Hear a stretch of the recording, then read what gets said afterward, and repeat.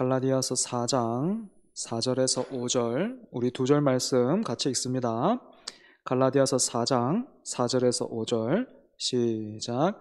때가 참에 하나님이 그 아들을 보내사 여자에게서 나게 하시고 율법 아래에 나게 하신 것은 율법 아래에 있는 자들을 속량하시고 우리로 아들의 명분을 얻게 하려 하심이라. 아멘. 계속해서 효력 있는 부르심을 받은 사람들, 즉 예수 그리스도를 구주로 영접한 사람들이 이 땅에서 누리는 복이 무엇인가 하는 것을 살펴보겠습니다. 우선 우리가 웨스트민스터 소유리 문답을 통해서 지금 정리하고 있는 내용대로라면 성도가 이 땅에서 누리는 복에는 세 가지가 있다 했는데 여러분 혹시 기억나십니까? 뭐지요? 칭의와 양자와 성화입니다. 그 중에서 오늘은 두 번째로 양자됨을 함께 살펴보겠습니다. 역시 소요리 문답을 통해서 정의를 먼저 우리 확인해 보죠. 34문입니다. 양자됨은 무엇입니까? 시작. 양자됨은 하나님이 값없이 주시는 은혜의 행위로서 우리는 양자됨으로 말미암아 하나님의 자녀가 되어 모든 특권을 받습니다. 먼저 우리가 읽은 내용에서 집중해야 할 것은 이 양자됨이 하나님이 값없이 주시는 은혜의 행위라는 것입니다. 그런데 여러분 기억하실지 모르겠습니다.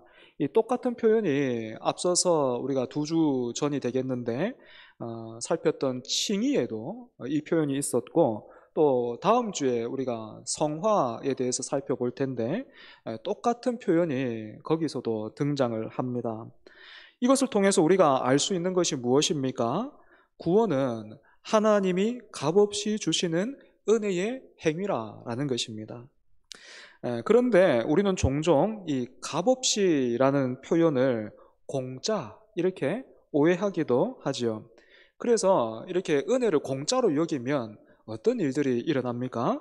로마서 1장 23절에 썩어지지 아니하는 하나님의 영광을 썩어질 사람과 새와 짐승과 기어다니는 동물 모양의 우상으로 바꾸었느니라 하는 이 말씀처럼 이 은혜로 받은 구원을 마치 언젠가는 가게 될 천국행 티켓을 예약해 둔 것처럼 그렇게 생각하고요.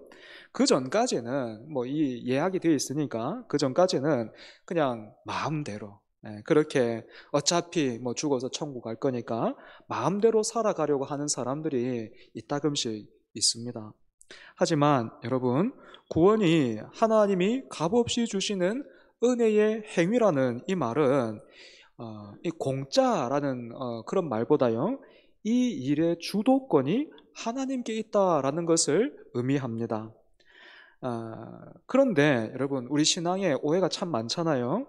이 말 역시도 우리가 여전히 죄로 인해서 깨어진 세상에 살고 있으면서 이 세상의 문화와 가치에 더 익숙하고 또 우리가 하나님을 알아가는 이 지식에는 부족할 때가 많기 때문에 이 일의 주도권이, 구원의 주도권이 하나님께 있다라는 이 말도 하나님께서 마음대로 하고 싶은 대로 다 하시는 거구나, 하나님 좋을 대로 하시는구나 하고 알아듣기 쉽습니다.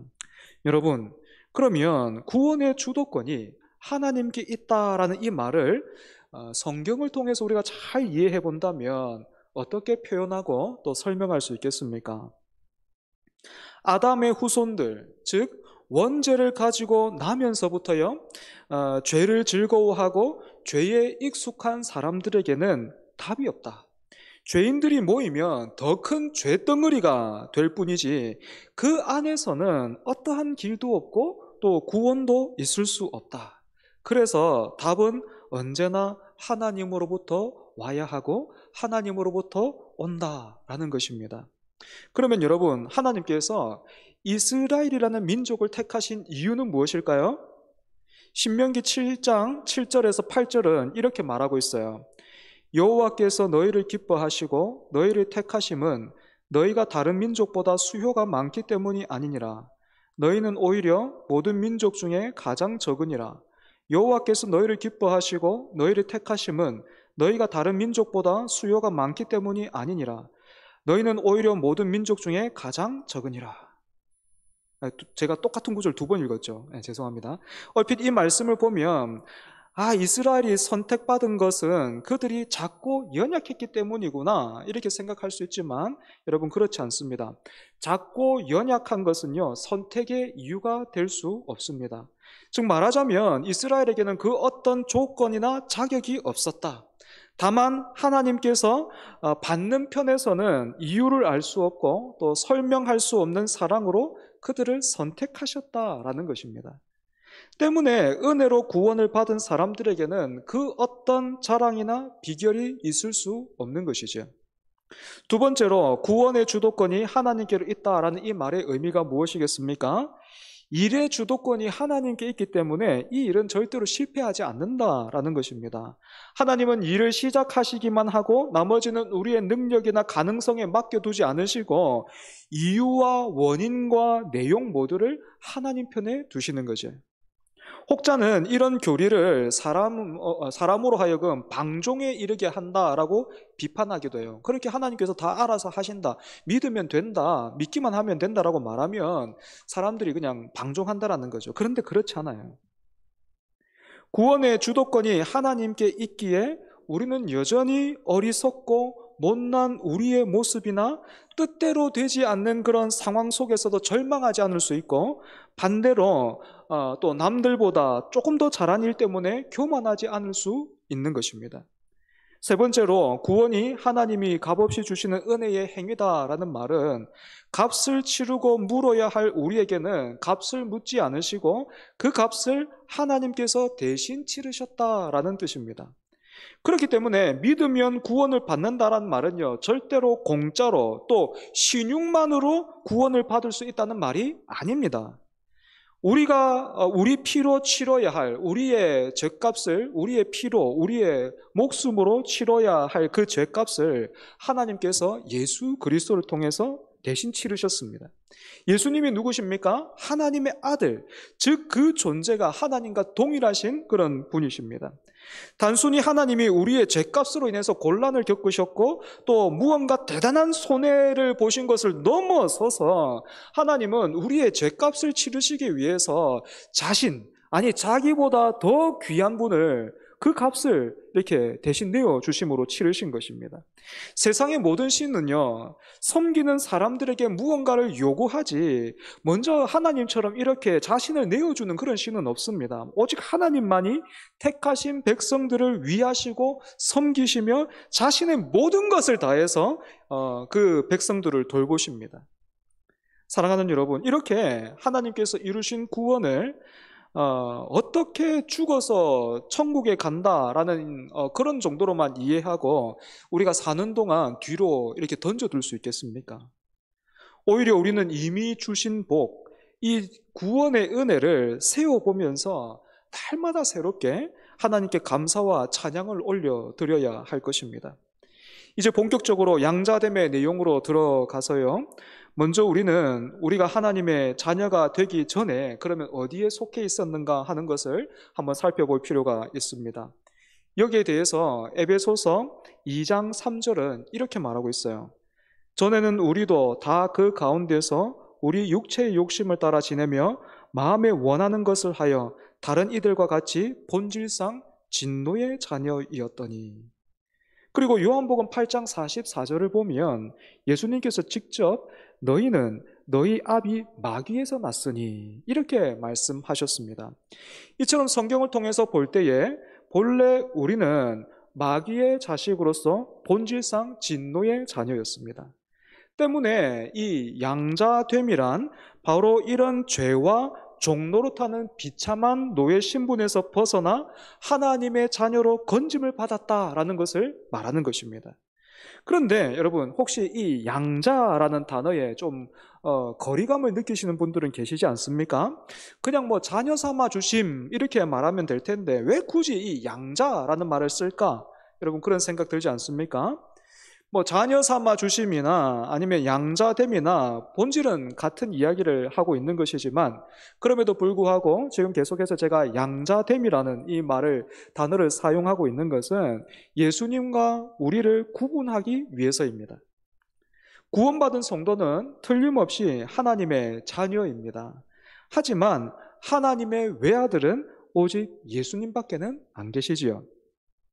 여기에서 외아들이라는 이 말의 의미를 다시 한번 우리가 생각해 본다면, 예수님이 하나님께 있어서 하나밖에 없는 외동아들이시다라는 이 말이 아니라, 하나님과 예수님의 관계는 유일하시다. 예수님처럼 하나님을 계시하시고 드러내시며 그 아버지 하나님과 관계를 맺고 계신 분은 유일하신 분이시다 라는 그런 뜻입니다. 그래서 사실 성부 하나님을 향해서 아버지라고 부를 수 있는 분은 오직 한 분, 예수님밖에는 없습니다. 그런데 놀랍게도 제자들이 예수님에게 우리에게 기도를 가르쳐 주십시오 이렇게 요청을 하자, 예수님께서 어떻게 가르쳐 주셨습니까? 너희는 이렇게 기도하라 하시면서 제일 먼저 하나님을 하늘에 계신 우리 아버지, 그렇게 부르라고 가르쳐 주셨습니다. 여기는 두 가지 의미가 있지요. 하나는 하나님은 하늘에 계신 분이다. 즉 하나님은 땅에 있는 우리와는 존재가 다른 분이시다, 차원이 다른 분이시다 하는 것을 알려줌과 동시에, 두 번째는 그렇게 차원이 다른 그분께서 예수님을 통해서 친히 우리의 아버지가 되어주시기를 원하신다라는 것입니다. 그런데 여러분, 우리나라에서는요, 이 양자됨에, 이 양자라는 단어에 별로 안 좋은 이미지를 가지고 있죠. 마치 소설 홍길동에서 보는 것처럼 서자 출신으로서 아버지를 아버지라 부르지 못하고 형을 형이라 부르지 못했던 것처럼, 이 양자 하면 뭔가 이렇게 정상적이지가 않고 소외와 차별의 이미지를 가지고 있습니다. 하지만 여러분, 하나님은요, 그렇게 우리를 홍길동처럼 대하지 않으십니다. 우리는 하나님의 자녀로서 하늘 아버지의 유업을 상속받아요. 무슨 말이냐면요, 아버지 하나님이 아들이신 예수님을 영원한 왕으로 세우신 것처럼 우리도 예수님과 더불어서 영원히 왕노릇하도록 모든 권세를 상속해 주신다라는 것입니다. 그렇기 때문에 여러분, 우리가 대학교에 가면 어떻습니까? 일반 대학생들이 있고 또 그 ROTC, 군사 훈련 받는 그런 학생들이 있잖아요, 그죠? 또 두의 학생이 같은 학교에 있지만 서로 모습이 어떻습니까? 다르잖아요. 지내는 모습들도 다르고 입고 있는 옷도 이렇게 다 다르지 않습니까? 마찬가지로 하나님은 친히 우리를 예수님과 함께 영원히 왕노릇할 수 있도록, 예수님을 닮고 또 예수님과 동행할 수 있도록 우리를 가르치시고 인도하십니다. 그러니 여러분, 사는 날 동안 우리가 같은 세상에 살고 있지만 다른 사람보다 우리를 하나님께서 어떻게 하십니까? 하나님이 우리에게 더욱 엄하시고 철저하신 거예요. 마치 그 장교를 길러낼 때 그 친구들에게 다른 옷을 입히고 또 그렇게 발을 맞춰서 걷게 하고 그런 훈련들을 시키는 것처럼, 하나님도 우리에게 그 예수님과 영원히 왕노릇할 수 있는 그 왕이 될 수 있는 그 자격과 어떤 그런 조건들을 갖추기 위해서 그렇게 엄하고 또 철저하게 우리를 관리하신다는 거예요. 그리고 이 양자됨과 관련해서 우리가 한 가지 더 기억해야 할 것이 있습니다.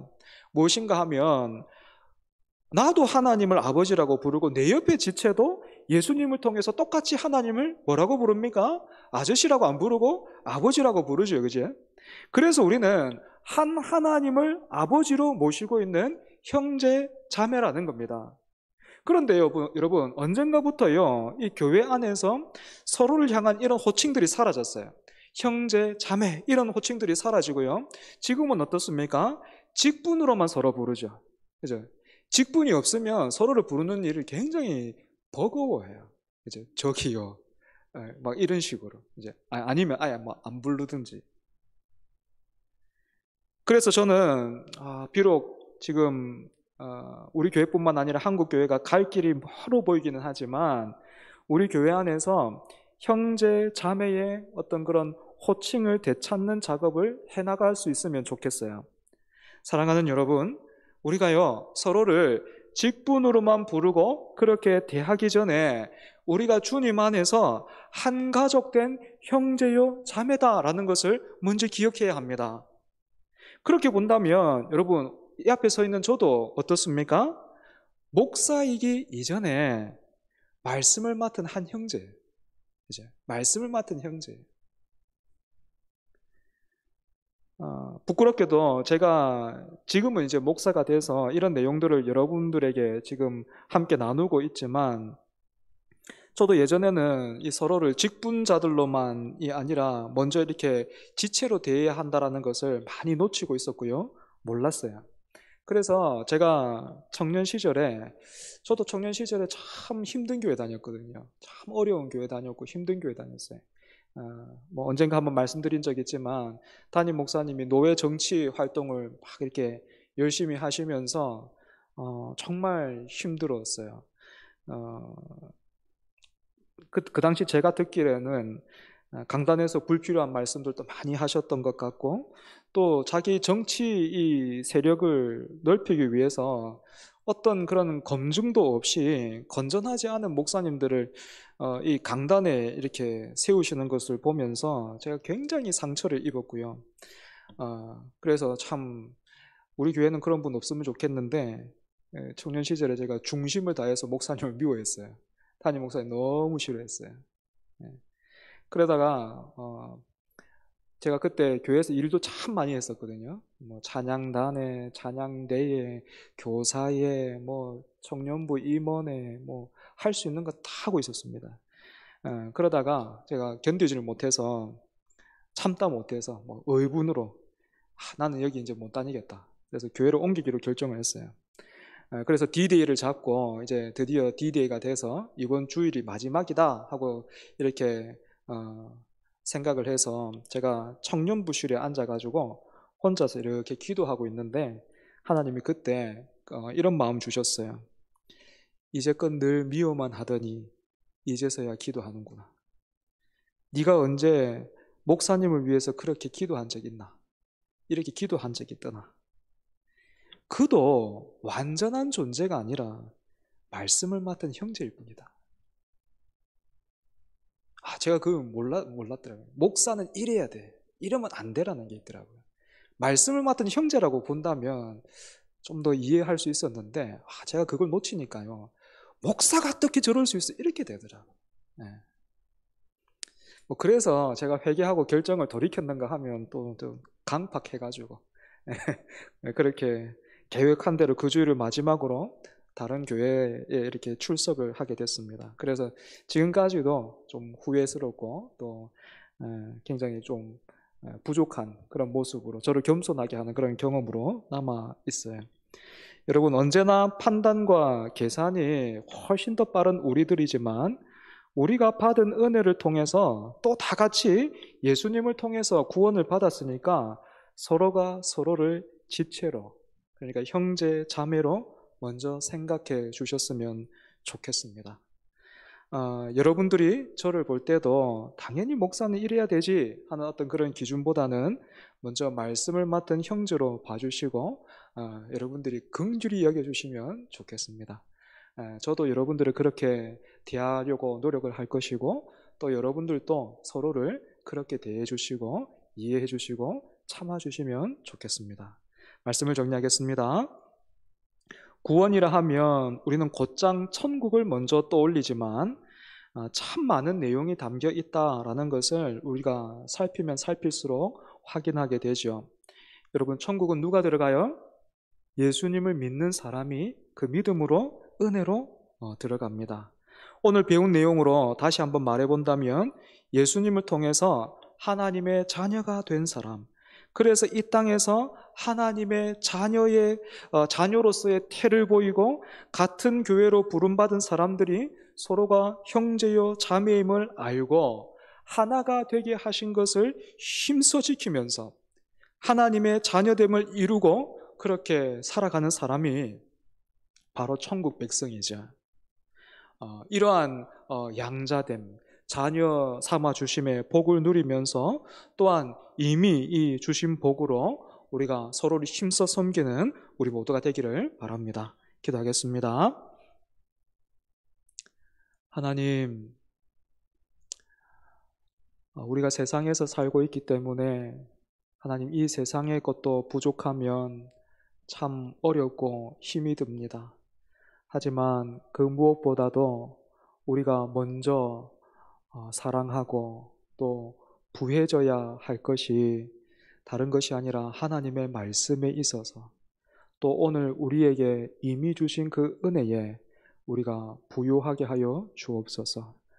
마치 바람 빠진 풍선처럼 하나님이 행하신 이 은혜로, 놀라운 사랑으로, 그 작정하심으로 이루신 그 구원이 이제는 마치 바람이 빠진 풍선처럼 천국, 죽어서 가는 그 천국, 그 정도밖에 남지 않았다면 다시 말씀을 통해서 그 내용들을 우리가 되찾아가고, 그래서 우리에게 이미 허락하신 복이 이와 같구나, 이리도 풍성하구나, 이리도 견고하구나 하는 것을 깨닫고 그 복을 함께 나누어 누릴 수 있는 우리가 되게 하여 주옵소서.